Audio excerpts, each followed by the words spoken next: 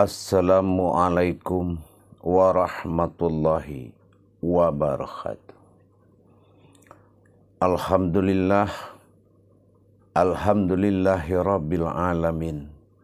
Assalatu wassalamu ala asyrafil anbiya'i wal mursalin. Sayyidina wa maulana Muhammadin. Asyhadu an la ilaha illallah wa asyhadu anna Muhammadar Rasulullah. Allahumma salli ala Sayyidina Muhammadun musahabihil wal ikram. Ya wal jalila wal ikram. Wa tahirin wal mujahidina amma ba'du. Wa ibadullah wa itakullah. Bersyukur kita kepada Allah dengan mengucapkan Alhamdulillahirabbil alamin atas segala limpahan karunia rahmah dan hidayahnya. Serta dengan izinnya juga kita dapat menjalankan perintahnya, beramal dan beribadah, zahir dan batin, dunia dan akhirat. Bersalam kita tidak akan pernah kita lupakan. Marilah kita sama-sama menyampaikan kepada junjungan kita, Nabiullah Nabiul Akhirul Zaman, Rasulullah Muhammad sallallahu alaihi wasallam. Atasnya, kalamnya, kalimahnya dengan mengkalamkan Allahumma salli ala Sayyidina Muhammad wa ala alihi Sayyidina Muhammad. Alhamdulillah para jemaah sekalian. Bertemu lagi dengan saya, Guru Mursyid Syekh Nur Muhammad Buya Irwan Maulana Al-Khalidi. Dengan meningkatkan iman dan takwa kepada Allah, maka tidak lain tidak bukan hanya dengan meningkatkan belajar, menggali ilmu, amal, dan ibadah. Insya Allah dalam channel kesayangan kita, Buya Pasaman Timur, insya Allah kita akan selalu bertakwa kepada Allah dengan belajar. Mudah-mudahan kepada kita semua membawa keberkahan, membawa suatu hidayah dalam meningkatkan martabat ibadah kita kepada Allah. Tentunya mempelajari dan belajar. Para jemaah yang dirahmati Allah, dalam pelajaran yang telah pernah kita sampaikan, dalam hukum sholat, dalam hukum menyembah dan disembah, setelah kita belajar mendirikan tubuh fanafillah, yang mana tubuh sifat bagi Allah dalam kodrat bernuraninya Adam pada jasad, berwasiatnya Muhammad zat Allah pada sifat rohani bagi diri, dan berwasiatnya Allah dalam sifat batin nyawa bagi diri.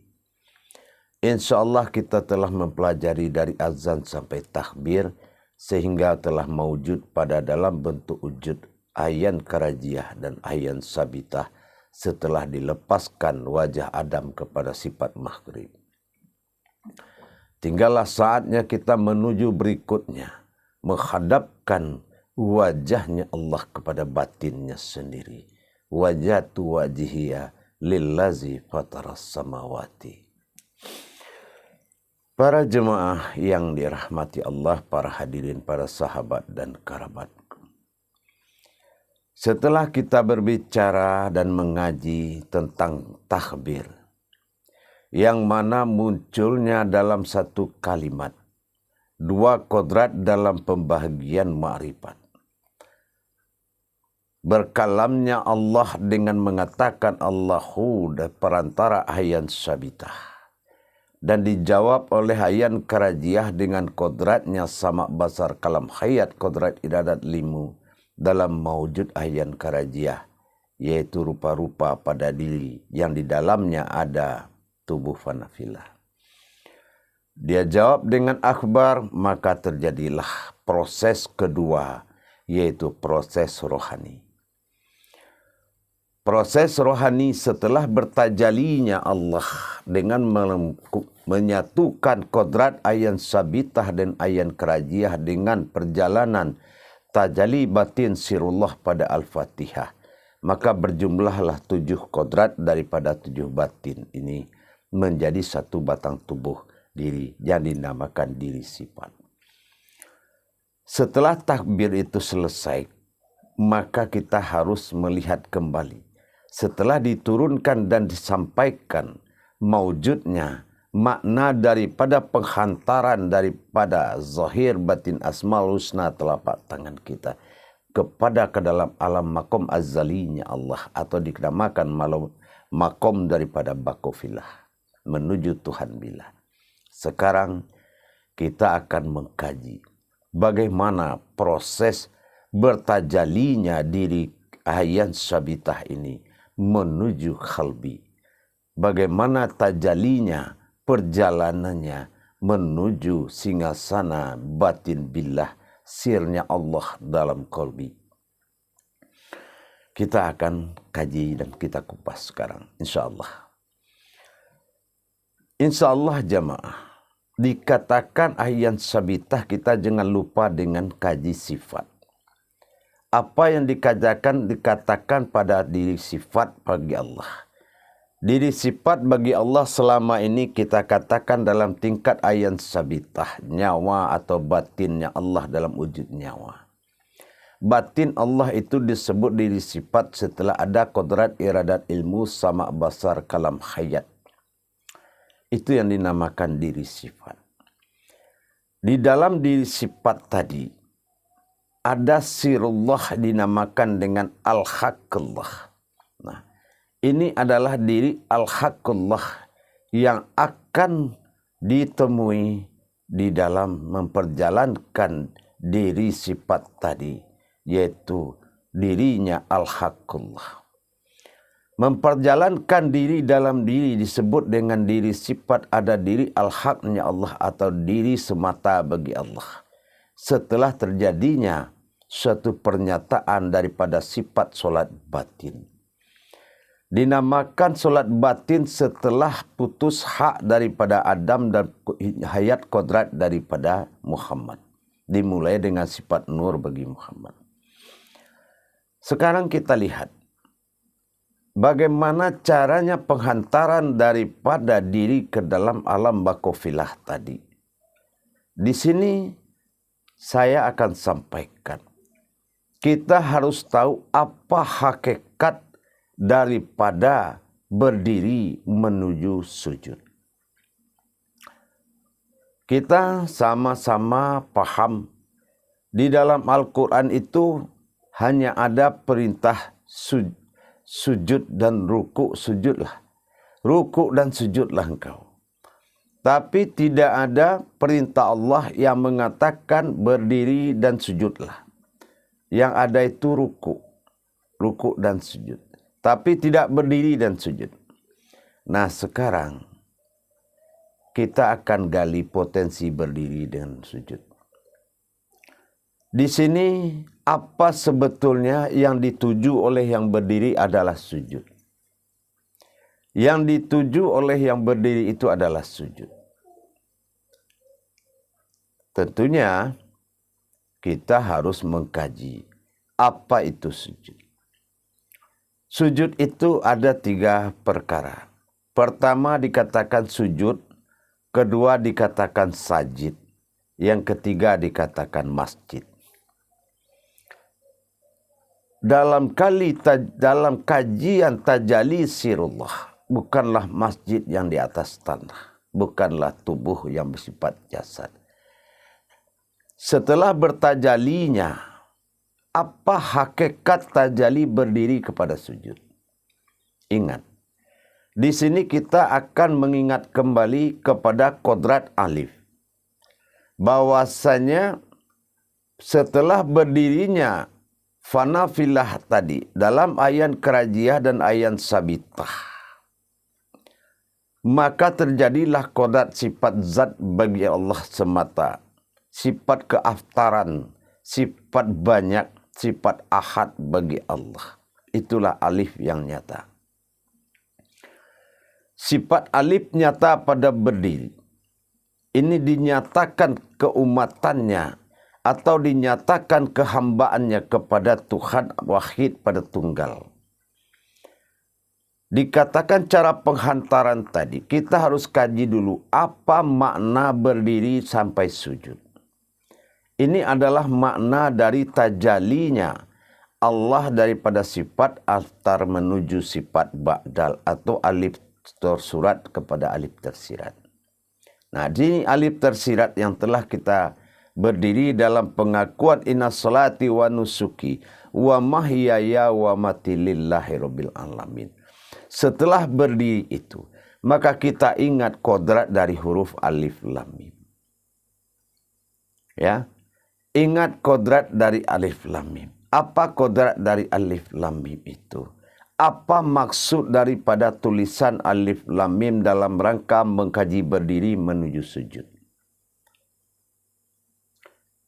Kodratnya adalah bertajalinya sifat Allah kepada Muhammad. Dalam arti apa? Alif lam mim adalah tajalli daripada hijaiyah, kodrat daripada Allah kepada Muhammad, dalam arti aftar menyatakan kehambaannya kepada Allah dalam kodrat Muhammad. Makanya orang duduk, gambar duduk sekali gerapi sering dibikin orang dalam duduk itu seperti 2 kalimat syahadat tulisannya. Nah, di sini kita akan mengerti. Dinyatakan aku, dizohirkan aku untuk menyembah. Inilah makna berdiri menuju sujud. Kita belajar pelan-pelan jemaah. Makna berdiri menuju sujud. Inilah perkataan diri aftar. Diri aftar inilah yang menuju sujud. Apa yang dikatakan menuju sujud tadi? Sesuai dengan an-ma'buda al-ma'budun. Al-ma'budun fil wahidun. Menyembah aku pada yang satu. Menyembahlah diriku hanya kepada aku. Disinilah pernyataan kesadaran kita paling tinggi. Bahwasan sifat ahad daripada Allah zat semata dalam kalam Allah. Menyatakan dirinya dalam berdiri menuju sujud. Alif lam mim. Yang bermakna hakikat adalah dizohirkan aku untuk menyembah. Terjadilah sujud. Setelah itu para jemaah, itulah yang dikatakan sujud, yaitu menyembah. Tapi sajid, siapa yang menyembah? Dan di mana dia menyembah? Inilah aftar kepada ba'dal. Untuk melepaskan kembali kepada sifat menuju hak. Dilepaskan diri sifat berdiri diri yang hak tadi. Maka dalam pernyataan inna solati wa nusuki wa mahyaya wa mamati lillahi rabbil alamin, kemana ma'rifat disandarkan dalam kata itu, ini adalah perpisahan atau mewujudnya sifat hak dalam kodrat yang sifat 7 tadi. Mana kodrat hak? Itulah yang dikatakan sami'un dalam sama'. Basirun dalam basar. Mutakallimun dalam kalam. Hayyun dalam hayat. Iradun dalam iradat. Ilmun dalam ilmu. Qadirun dalam kodrat. Sifat yang kedua itu dinamakan al-haqqullah. Itulah diri yang hak. Yang menggerakkan diri yang sifat. Tapi ada di dalam kodrat tersebut. Yaitu dalam kodrat ayyan sabitah. Jadi bergeraknya Sifat kedua bernama aftar tadi. Dari 7 sifat telah menjadi satu hak. Satu batang diri. Yang berdiri namakan diri Al-Haqqullah. Al-Haqqullah wal-Haqqu ala batillah. Itulah diri yang tidak batil. Batil itu apa? Ada sama, ada basar. Basar itu batilnya. Ada sama, sami'un. Sama itu batil. Kalau dia kalam mutakalimun, kalam itu batilnya. Itu sifat. Yang hak itu yang kedua. Nah, diri yang kedua ini dalam wujud yang sama. Dalam kesadaran setelah kita mengaku inna sholati wa nusuki wa mahya mati.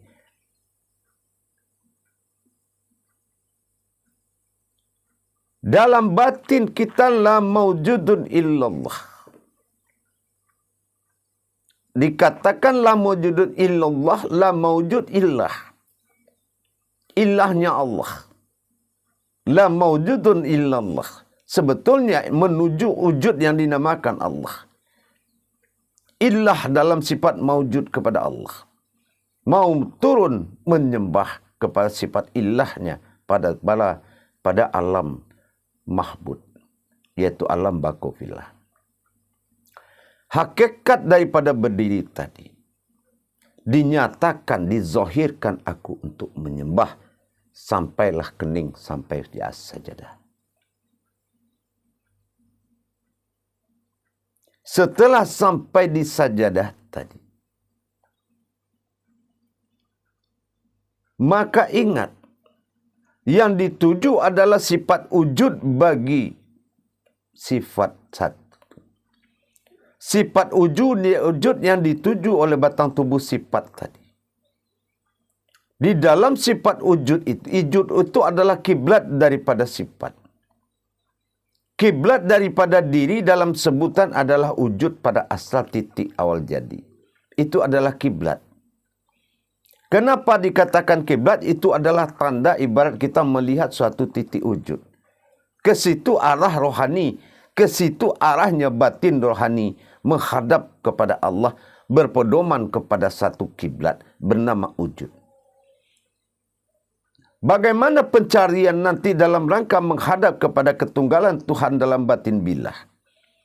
Maka di dalam batin wujud tadi dinamakan sir adanya, sir alif tertinggi, sir wahid tertinggi dinamakan di situ alif tabsun natijah. Alif tabsun natijah adalah kodrat rahasia di balik rahasia yang ada di dalam tersirat. Maka kita sampai kepada titik yang di dalamnya ada wujud sir. Ada wujud alif tersirat.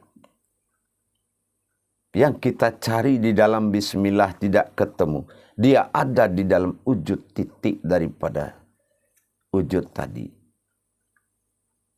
Titik bernama sebuah wujud. Dalam wujud ada tafsun natijah. Dikatakan sifat natijah, sifatnya air mengalir turun ke bawah. Itu adalah sujud. Natijahnya menuju sifat tafsunnya, yaitu sir yang tersirat. Alif yang tersirat yang ada dalam titik. Nah, titik ini adalah sifat kabir bagi Allah. Wujud kabir. Di dalam kabir ada wujud sir bernama tafsun natijah. Dihadapi oleh diri yang kesifat kedua. Yaitu diri yang dikatakan dengan sami'un. Maka dalam rangka kita mendirikan diri yang hak di dalam diri sifat. Kalau di solat kita tinggal memandang. Tetapi kita harus melakukan riadoh, yaitu dalam melatih perubahan kodrat tadi. Diadakan ibadah riadoh, ibadah melatih, yaitu mentiadakan diri sifat dan mewujudkan diri yang hak.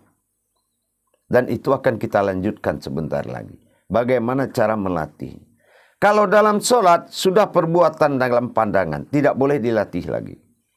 Bagaimana bertajalinya ayan sabitah tadi. Menuju dari daripada kodrat wujud, yang mana di dalam kodrat wujud tadi, kodrat wujud dinamakan dengan sifat basir, sementara kodrat daripada wujud itu dinamakan sir tafsun natijah. Itulah alif yang tersirat.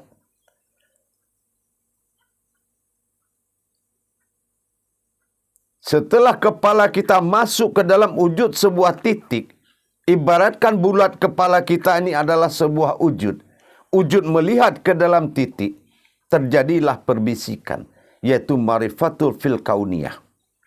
Bermarifat dalam berkauniyah, berbisik kita kepada wujud daripada alif tafsun natijah tadi. Apa yang kita bisikkan di dalam itu tadi, itulah yang 3 perkara. Tapi kalau 3 kodrat tadi dikatakan sujud, apa yang sujud? Itulah diri yang hak. Diri yang hak dinamakan sifat kedua bagi sifat diri sifat Allah. Rahasia yang ada di dalam diri sifat itu dinamakan diri yang hak. Setelah kita sujud, itulah yang dikatakan diri sifat tadi. Diri yang al-haq. Sujud adalah menyembah. Yang menyembah itu siapa? Itulah diri yang hak. Di mana dia menyembah, itulah di dalam wujud. Siapa yang dia sembah, itulah sir daripada alif sir yang dinamakan tafsun natijah. Itulah alif yang tersirat, yaitu batin yang tersirat. Sudah batin tersirat lagi. Tapi jalan menentukan ijab. Setelah kita menemui alif tersirat di dalam wujud tadi, ditemui oleh diri yang hak, indah sekali. Sujud sajid masjid. Sujud itu adalah diri yang hak. Sajid itu tempatnya itu adalah wujud. Titik. Titik itu adalah kabir. Batin kabir bagi Allah. Itu yang dinamakan baqo billah. Alam baqo billah. Alam kekal. Sujud sajid masjid. Di mana masjid? Di mana dia sujud? Ke siapa dia sujud?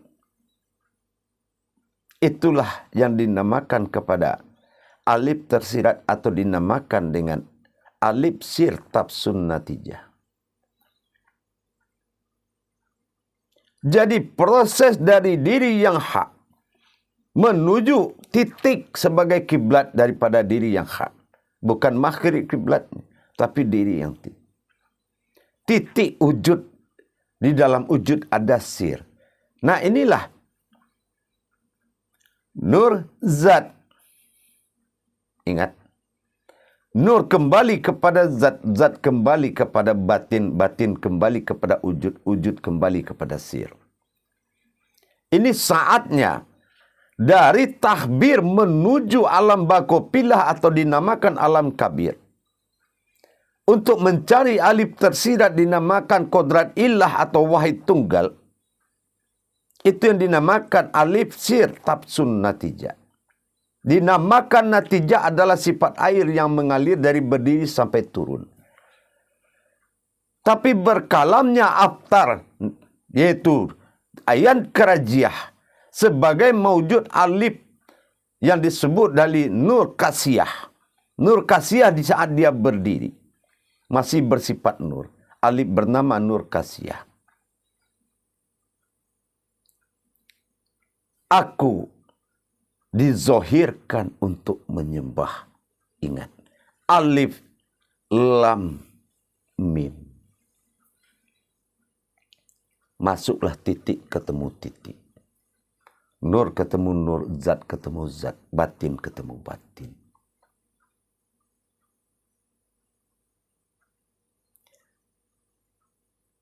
Para jemaah yang dirahmati Allah. Apa yang kita bisikkan setelah kita tahu sujud sajid masjid tadi? Sujud adalah sifat hak dalam menyembah. Artinya, aku dizohirkan untuk menyembah. Itu kata Alif Akhtar.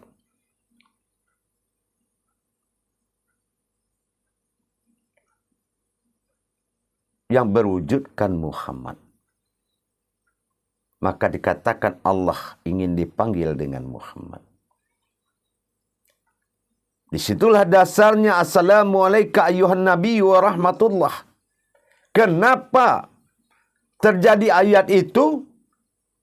Karena telah datang dia menghadap Aftar itu berwujud Muhammad. Maka datanglah ilah mengatakan Assalamualaikum ayuhan Nabi wa rahmatullah.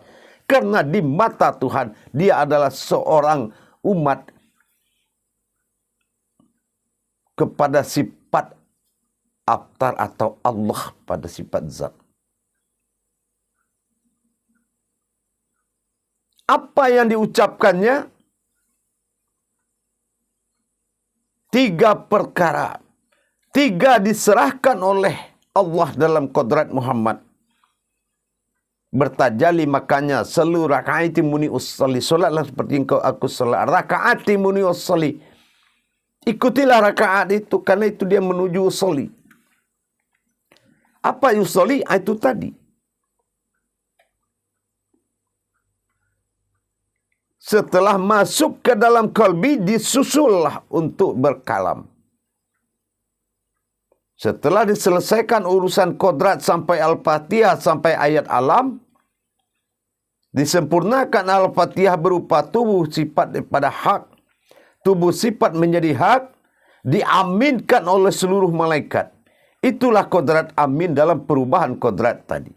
Dari ayan kerajiam dengan ayan sabitah. Dari nur, daripada sifat diri panafilah menjadi ayan karajiah. Dan ayan sabitah. Dari ayan sabitah menuju al-haqqullah. Berubah menjadi diri al-haqqullah.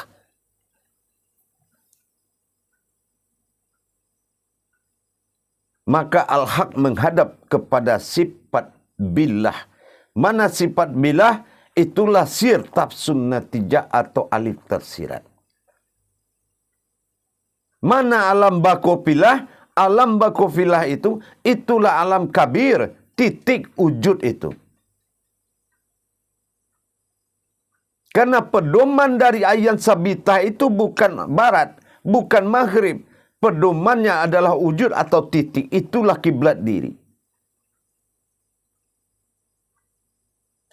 Setelah dia sampai, rupanya ke dalam pergi bertaharuh. Apa? Setelah sujudnya sifat al-haqnya Allah kepada diri sabtir. Tafsun natijah tadi. Di dalam wujud batin kabir. Titik yang dituju. Disitulah berkauniyah. Bahwasan telah datang menghadapmu ya Allah. Apa yang diserahkannya yang 3 itu? At-tahiyatul taibatulillah. Dalam kata taibat. At-tahiyatul taibatulillah.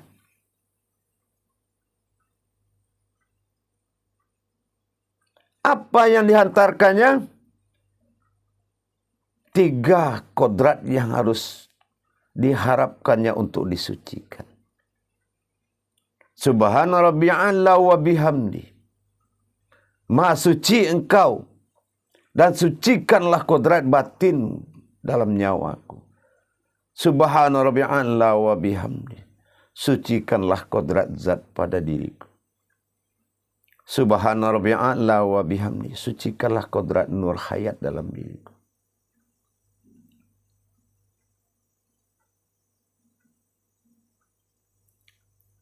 Apa yang dijawab oleh batin billah, oleh sir daripada tafsun natijah atau alif tersirat. Assalamualaikum ayuhan Nabi wa rahmatullah. At-tahiyatul mubarakatul taibatul. Hadapkanlah dirimu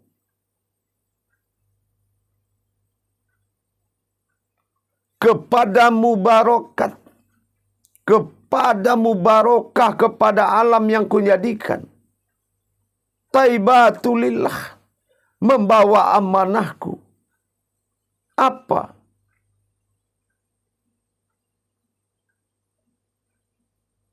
Tidak ada Tuhan selain aku dan engkaulah ruhku. Engkaulah ruhku. Engkaulah maujudku. Karena ruhku engkau jadikan, aku jadikan engkau semua. Sampaikan. Karena aku engkau jadi. Karena engkau alam pun jadi. Rumus alif lam mim kembali hayat. Maka berpalinglah kodrat hal hak disebut Muhammad. Menyatakan ketuhanan Allah kepada alam dan kepada sekian makhluk. Maka dia berpaling kepada kanan. Innani izzatullah. Assalamualaikum warahmatullah. Sampailah amanah Allah tadi. At-tahiyatul mubarakatul taibatulillah. Hadapkan wajahmu ke sana. Sampaikan ketuhananku kepada sekalian alam. Taibatulillah. Mubarakatuh. Mubarakatuh. Jadilah alam tempat minta tolong oleh manusia. Jadilah engkau alam tempat memohon manusia kepada engkau. Jadilah engkau alam tempat manusia berdoa kepada engkau menuju aku. Taibatulillah. Subhanallah.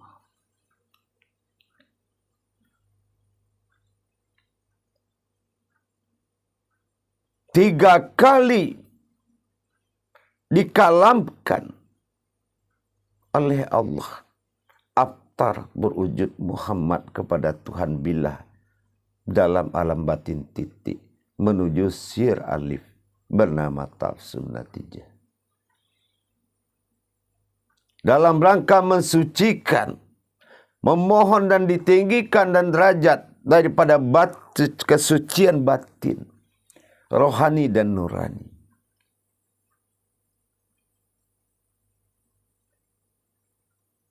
Begitulah.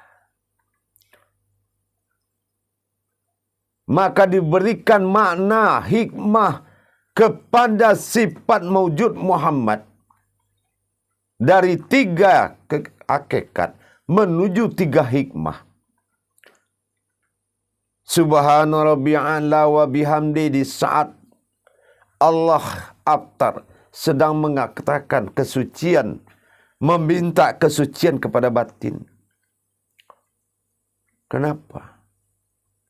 Dia menyembah, meminta disucikan batin, zat dan nur.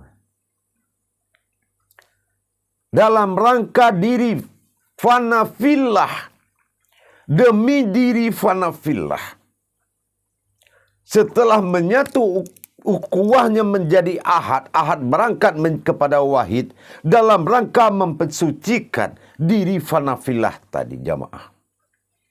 Diri yang tidak berurat, tidak berdarah itu. Kesucian itulah yang diminta oleh Allah.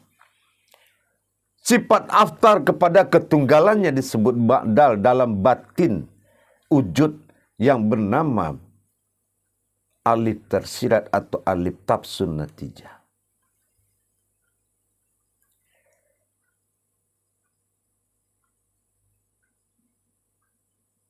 Begitu para jemaah.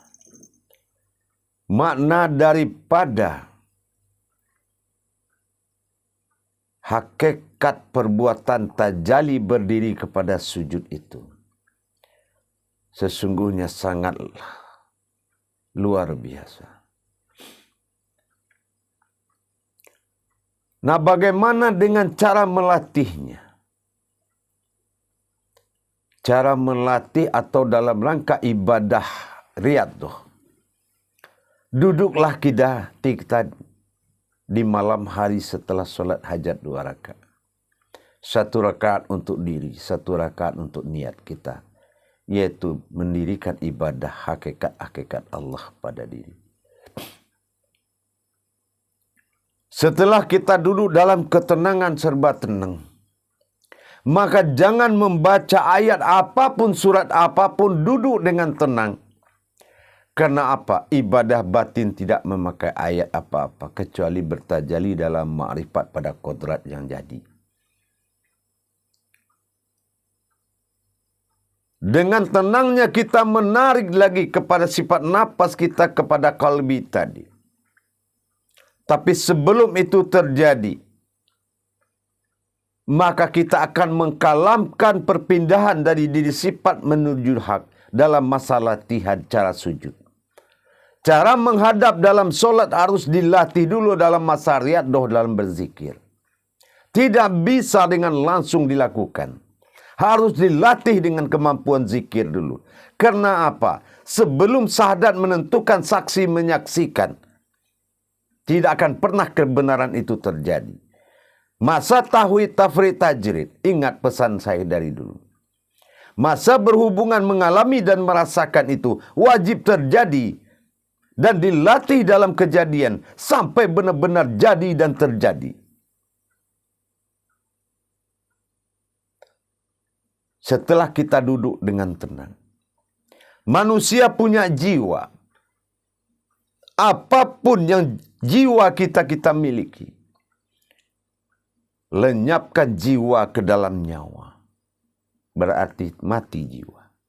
Lenyapkan jiwa ke dalam nyawa, nyawa lenyap ke dalam batin, titik wujud. Tapi sebelum melenyapkan itu, sampaikanlah akadnya terlebih dahulu. Apa yang disampaikan akadnya? La bismillahirrahmanirrahim. La mawjudun illallah. Ingat. La mawjudun illallah. Lepaskan yang tiga tadi. La sami'un illallah. La basharun illallah. La mutakhalimun illallah. La hayyun illallah. La ilmun illallah. La iradun illallah. La khadirun illallah. Berarti batal kodrat iradat ilmu sama basar kalam hayat. Menjadikan dia semata itu butuh hak dan batil. Butuh nafis dan isbat. Butuh menetapkan dan memisahkan. Selagi sifat bernama sifat, sifat gugur muncullah zat, muncullah hak. Itulah diri yang hak. Sifatnya yang dinapiskan, maka berdirilah diri yang hak. Apa yang dinapiskan? Sifat basar. Makanya dikatakan la basirun illallah. Bukan basar, la basirun illallah. Tiada yang mampu suatu penglihatan melainkan aku, kata Allah. Berarti basar sudah enggak mampu. Sama juga tidak mampu. Kalam juga tidak mampu. Kenapa? La takhalimun ilallah. La mutakalimun ilallah. Bukanlah kalam. Yang keduanya wujudkan. Nah, setelah wujud itu, tenggelamkan jiwa ke dalam napas. Setiap kembali ke napas pasti habis. Sirna. Napas tenggelam ke dalam batin. Berarti tidak ada kehidupan di situ. Maka di dalam batin tadi, kita tidak boleh membaca apapun. Di dalam batin itu kita melakukan asyik dan masuk kepada Allah. Dengan masa panah yang tinggi, berkekalan dengan Allah. Bercinta dengan Allah dalam lautan ma'rifat. Bermahabbah kepada Allah. Dalam rangka berdoa. Tanpa dengan kalam. Berdoa dengan bahasa kauniyah, bahasa batinnya Allah kembali dengan batinnya Allah. Batin Allah bicara dengan batin. Batin fillah bicara dengan batin billah. Setelah perjalanan itu, mulai dari kita melipat tangan, mulai dari pengakuan inna sholati, sampai kita menerima pernyataan dan mendengar pernyataan. Aku dinyatakan, aku dizohirkan untuk menyembah. Kata alif yang nyata aftar. Itulah yang dinamakan al-haqqullah. Diri yang hak tetap menghadap kepada sifat sir bagi Allah. Segala sifat tetap daripada menyembah. Apapun sifat yang namanya hitungannya 7, dia tetap menyembah. Insya Allah pada jemaah sekalian. Pelajar kita, jangan kita hanya mampu menceritakan siapa yang menyembah, siapa yang disembah. Ternyata begini perjalanannya. Tidak terbayangkan kalau rahasia Allah itu ada di antara akal dan nafsu manusia. Jadi apa yang ada di akalmu, apa yang ada di nafsumu itu bukanlah pertanyaan. Dan itu bukan kenyataan Allah. Tapi apa yang tidak ada di akalmu, tidak ada dalam nafsumu, itu adalah pekerjaan Allah. Seperti kajian seperti ini. Ternyata proses demi proses kita mulai dari azan sampai menuju alam bakofillah fil kabirun. Menuju Allah wujudullah al-batirun. Itulah wujudnya Allah. Titik. Ternyata alif lam mim itu. Makanya mim itu tunduk. Tafakkur. Aku dizohirkan untuk menyembah. Aftar bercerita kepada Badal. Karena itu perjanjiannya. Al-ahadun wal ma'budu allal wahidun. Wahai diriku yang satu. Sembahlah aku yang satu. Diri yang satu adalah ahad. Ada disebut aftar atau banyak. Dia satu tapi tiga. Nurani, rohani, rabbani. Tapi wahid tunggal wujud pada alif tersidat tafsun natijah. Dia satu, tidak akan pernah tiga. Batin bertemu batin. Rahasia adalah penyembahan. Setelah pilah menemui alam bakufillah, maka batin pilah menghubungi kepada alif daripada tafsin natijah. Semakin dekat dengan Allah, semakin dikaji, ibadah itu semakin indah. Pandangan kita penuh dengan ma'rifatullah, sehingga pandangan itu tidak sempat iblis dan setan mengisi pandangan, karena sesak pandangan itu dengan hakikat dan ma'rifat. Insyaallah afqalalul mu'minin allazi hum salatihin khasyi'un. Surat Al-Mu'minun ayat 1 dan 2. Beruntunglah orang yang berilmu, yang kusuk dalam solatnya. Insyaallah laksanakanlah latihan itu. Ingat, berulang-ulanglah didengar YouTube ini agar fasih, agar afdol. Duduk dengan tenang, laksanakan zikirnya sesuai perintah syahadat. Tauhid, tafrid, tajrid. Sampai dapat masa berhubungan, sampai datang rasa merasakan, sampai mengalami. Insya Allah, tauhid, tafrid, tajrid itu kebenaran Allah. Insya Allah para jemaah. Untuk kesempatan ini, belajar dari berdiri kepada sujud. Mudah-mudahan akan membawa keberkahan, membawa suatu hidayah kepada solat kita. Karena tidak luput dari belajar dan menuntut ilmu, mendirikan ilmu. Insya Allah para jemaah. Bagi para hadirin dan jemaah yang ingin belajar, mendalami ilmu kepada Allah, berma'rifatullah dalam ilmu tauhid.